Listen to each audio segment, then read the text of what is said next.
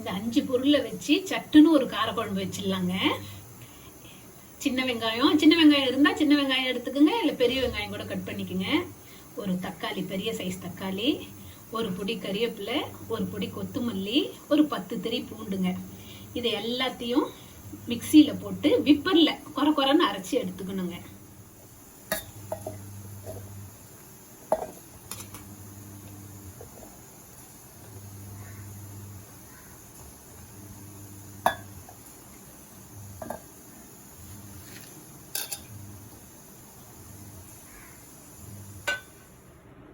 விப்பரில் அரைச்சி விழுது பாருங்க, கொர கொரன்னு அரைச்சி எடுத்துக்கணுங்க.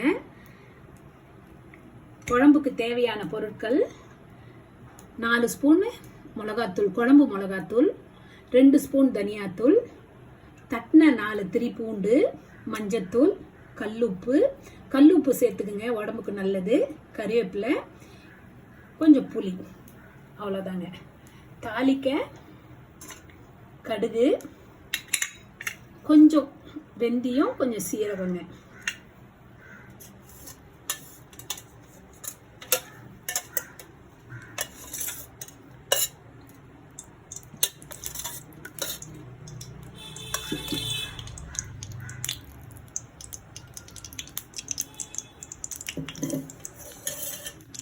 ஒரு 10 ஸ்பூன் எண்ணெய் ஊற்றிக்குங்க, நல்லெண்ணெய் ஊற்றிக்குங்க.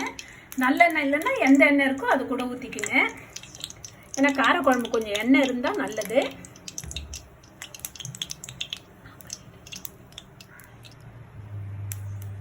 எண்ணெய் காஞ்சிடுச்சுங்க, கடுகு போட்டுக்கோங்க. கடுகு நல்லா பொரியணுங்க. கடுகு பொரியலைன்னா கஷ்டங்க.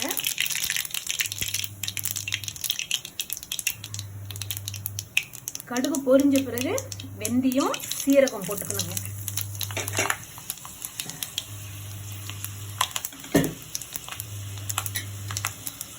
அடுப்பில் சிம்மில் வச்சுட்டு நம்ம அரைச்சி விழுத சேர்த்துக்கோங்க.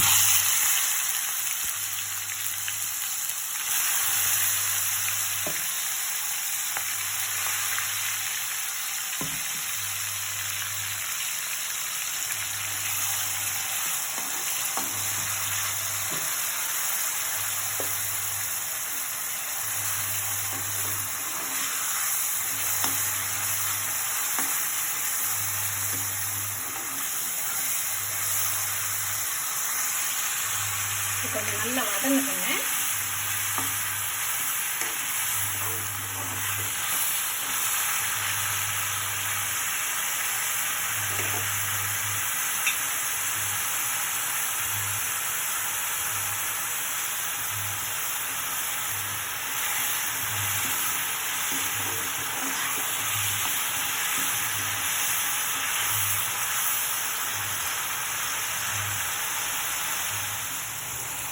நல்லா வதங்கிச்சு பாருங்க. தட்டின பூண்டு, கறிவேப்பிலை கிள்ளி வச்சுக்கோங்க, கல்லுப்பு,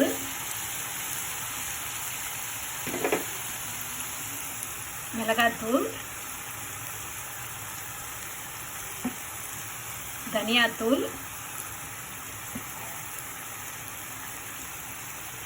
மஞ்சத்தூள்.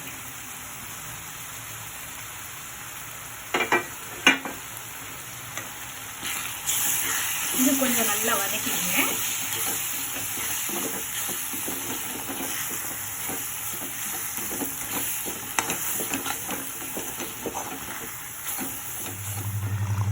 கொஞ்சம் தண்ணி ஊற்றி உங்களுக்கு குழம்பு எவ்வளோ வேணுமோ அவ்வளோ கொதிக்கணும்.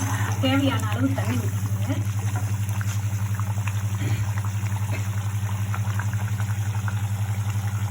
ஒரு பெரிய நெல்லிக்காய் சைஸு புளி கரைச்சி வச்சுருக்கேங்க, அதையும் ஊற்றிக்கோங்க.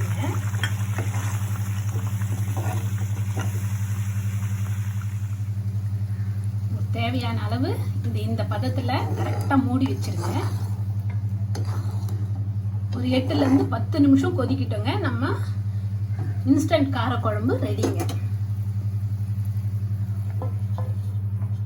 10 நிமிஷம் ஆயிடுச்சுங்க.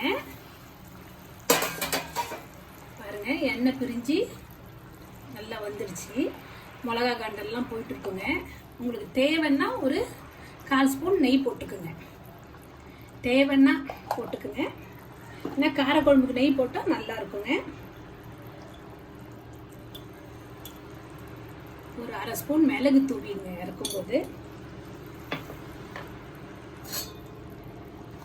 கலக்கி விட்டுடுங்க.